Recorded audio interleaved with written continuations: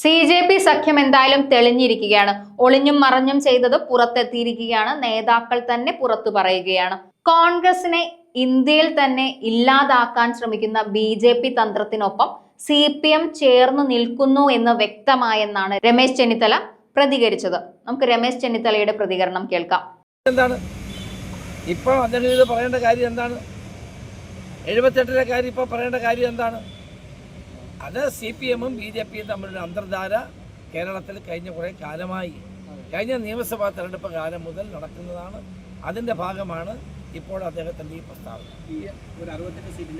നിലമ്പൂരിൽ ലഭിക്കാൻ വേണ്ടിയുള്ള ഒരു കള്ളക്കളിയാണ് CMV ഗോവിന്ദൻ മാസ്റ്റർ നടത്തിയത്. RSS-ഉം കേരളത്തിലെ BJP നേതൃത്വവുമായി കഴിഞ്ഞ കുറേ കാലമായി തന്നെ ഇവർക്ക് ബന്ധമുള്ളതാണ്.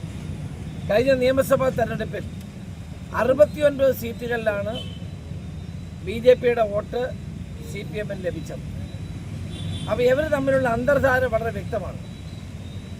അത് ഇപ്പോൾ ഇത് പറയാനുള്ള കാരണം M. സ്വരാജൻ ആരെങ്കിലും വോട്ട് ചെയ്യുന്നെങ്കിൽ ചെയ്യട്ടെ എന്നുള്ള വളരെ കൂർമ്മ ബുദ്ധിയോടുകൂടിയുള്ള ഒരു നിലപാടാണ് CPM സംസ്ഥാന സെക്രട്ടറി സ്വീകരിച്ചത്.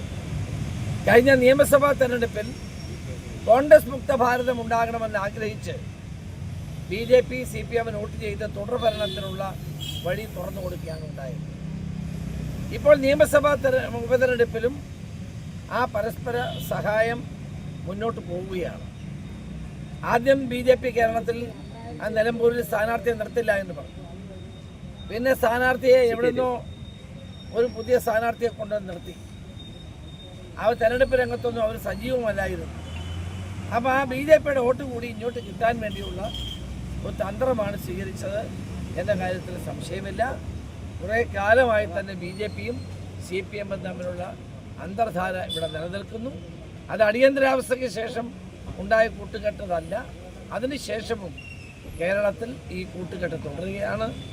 ഇത് ജനാധിപത്യ മതേതര വിശ്വാസികൾ തിരിച്ചറിയണം എന്നുള്ളതാണ് ഞങ്ങൾക്ക് പറയാനുള്ളത്. അതിൻ്റെ മുഴുവൻ വിശദാംശങ്ങൾ ഞാൻ ആ സമയത്ത് തന്നെ പുറത്തുവിട്ടതാണ്. നിങ്ങൾക്ക് വേണമെങ്കിൽ അതിൻ്റെ ഡീറ്റെയിൽസ് ഞാൻ തരാം. ഇപ്പം എൻ്റെ ഇല്ല, ഞാൻ ഡീറ്റെയിൽസ് തരാം. ഇത് വരാൻ പോകുന്ന തെരഞ്ഞെടുപ്പിനും പ്രകടമാകുന്ന ഒരു ധാരണയുടെ തന്നെ തുടക്കം. തീർച്ചയായിട്ടും കോൺഗ്രസിനെ പരാജയപ്പെടുത്താനുള്ളതാണ്. കോൺഗ്രസ് മുക്ത ഭാരതമാണ് BJP-യുടെ ലക്ഷ്യം.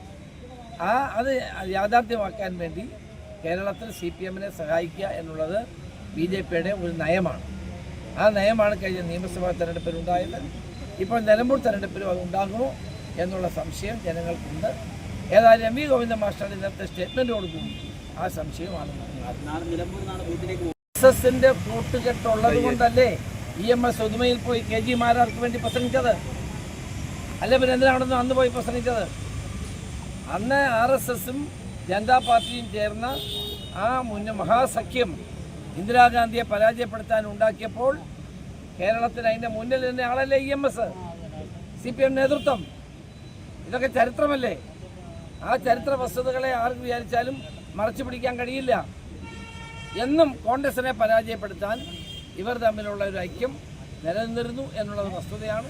ഇപ്പോഴും അത് നിലനിൽക്കുന്നുണ്ടെങ്കിലും UDF സ്ഥാനാർത്ഥി ആര്യാട ഷൗക്കത്ത് വൻപിച്ച ഭൂരിപക്ഷത്തോടെ വിജയിക്കുമെന്ന കാര്യത്തിൽ സംശയമില്ല.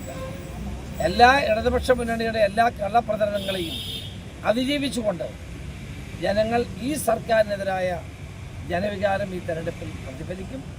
നിലമ്പൂരിലെ ജനങ്ങൾ ഈ സർക്കാരിനെ ശരിക്ക് വിചാരണ ചെയ്യുന്ന തെരഞ്ഞെടുപ്പ് തന്നെയായിരിക്കും ഇത് എന്നുള്ളതാണ് ഞങ്ങളുടെ വിലയിരുത്തൽ. ഈ അവസാന ഘട്ടം എത്തുമ്പോൾ PV അൻവർ ഫാക്ട് എത്രമാത്രം ഏതൊക്കെ മുന്നിലുള്ള സ്വാധീനിക്കും എന്ന സംബന്ധിച്ചുള്ള വ്യക്തത വന്നത്. PV അൻവർ ഇടതുപക്ഷ മുന്നണിയുടെ ഭാഗമായിരുന്നു, 2 തവണ MLA ആയിരുന്നു. അതുകൊണ്ട് അവരുടെ വോട്ട് പിടിക്കും, ഞങ്ങളുടെ വോട്ടൊന്നും ആരും പിടിക്കാൻ പോകുന്നില്ല എന്നുള്ളതാണ് ഞങ്ങൾക്ക് കിട്ടുന്ന താഴേന്ന് കിട്ടുന്ന വിവരം. M. സ്വരാജ് ഗോവിന്ദൻ മാഷിന്റെ പ്രസ്താവനയെക്കുറിച്ച് പറഞ്ഞത് ഗോവിന്ദൻ മാഷ് പറഞ്ഞതുപോലെയല്ല. RSS-ഉമായി ബന്ധമില്ലാതിരുന്ന ജനതാ പാർട്ടിയുമായിരുന്നു ബന്ധം. പക്ഷേ അതിനുശേഷം കോൺഗ്രസ്സാണ് RSS ബന്ധമുള്ള ജനതാ പാർട്ടിയുമായി ബന്ധമുണ്ടായിരുന്നത്. ഏതായാലും M. സ്വരാജ് MV ഗോവിന്ദനേക്കാൾ വളർന്നിട്ടില്ലല്ലോ. M. സ്വരാജ് ഗോവിന്ദൻ മാഷൊക്കെ വളർന്നിട്ടില്ലല്ലോ. ഗോവിന്ദൻ മാഷാണല്ലോ party secretary. Swaraj party secretary ആകുമ്പോൾ പറഞ്ഞാൽ മതി. ഇതൊന്നും ആരും മനസ്സിലാക്കാതിരിക്കുന്നൊന്നുമില്ല. എല്ലാവർക്കും കാര്യങ്ങൾ അറിയാം. 78-ലെ അടിയന്തരാവസ്ഥയ്ക്ക് ശേഷം ഉണ്ടാക്കിയ കൂട്ടുകെട്ടും അത് പിണറായി വിജയൻ കൂത്തുപറമ്പ് നിന്നപ്പോൾ 5000 വോട്ടിനാണ് ജയിച്ചത്. BJP-യുടെ വോട്ട് കൊണ്ടാണ് അന്ന് ജയിച്ചതെന്ന് അതോടൊപ്പം തന്നെ അവർ ഉദുമയിൽ KG മാരാർ വോട്ട് പിടിക്കാൻ EMS പോയതും ഒക്കെ എല്ലാവർക്കും അറിയാവുന്ന കാര്യമാണ്. അതിപ്പോൾ സ്വരാജ് ഞങ്ങളെ പഠിപ്പിക്കേണ്ട, ജനങ്ങളെയും പഠിപ്പിക്കേണ്ട. ഗോവിന്ദ മാഷ് പറഞ്ഞത്, അദ്ദേഹം പറഞ്ഞത് ഒരു വലിയ രാഷ്ട്രീയമായ ഒരടവാണ് അദ്ദേഹം തെരഞ്ഞെടുപ്പിന് മുമ്പ് ഇത് പറഞ്ഞിട്ടുണ്ട്. EMS തന്നെ പറഞ്ഞിട്ടുണ്ട് കിടന്ന് ഉരുളിലാണ് ഗോവിന്ദ മാഷ്. സത്യം പുറത്തു വന്നു. സത്യം പുറത്തു വന്നപ്പോൾ അദ്ദേഹം വീണർത്ത് ഉരുളുകയാണ്. അത് വേണ്ട. RSSും BJP-യുമായിട്ട് ദേശീയ തലത്തിൽ പോരാടുന്നത് ഇന്ത്യൻ നാഷണൽ കോൺഗ്രസ് ആണ്. ഏത് കാലഘട്ടവും RSSനെ നിരോധിച്ചിട്ടുള്ളതും കോൺഗ്രസ് പാർട്ടിയാണ്. അപ്പം ഞങ്ങളെ അതൊന്നും പഠിപ്പിക്കാൻ അവർ വരേണ്ട കാര്യമില്ല. ഞങ്ങൾക്കെന്നും ഒരേ നിലപാടേ ഉള്ള ഈ കാര്യത്തിൽ. RSSൻ്റെയും BJP-യുടെയും രാഷ്ട്രീയത്തോട് ഒരിക്കലും യോജിക്കാത്തൊരു പാർട്ടി ഇന്ത്യയിൽ കോൺഗ്രസ് മാത്രമാണ്, കേരളത്തിലും കോൺഗ്രസ് മാത്രമാണ്. അപ്പോൾ അതുകൊണ്ട് ഞങ്ങളെ അതൊന്നും പഠിപ്പിക്കേണ്ട കാര്യമില്ല. അത് CPM കഴിഞ്ഞ കാലത്തെ അനുഭവങ്ങളുടെ വെളിച്ചത്തിൽ അവരുണ്ടാക്കിയ സഖ്യത്തെപ്പറ്റി ഗോവിന്ദ മാഷ് പറഞ്ഞതാണ്. ഇപ്പം അത് തിരുത്തി പറഞ്ഞാലും ജനങ്ങൾക്ക് വസ്തുത മനസ്സിലാവും.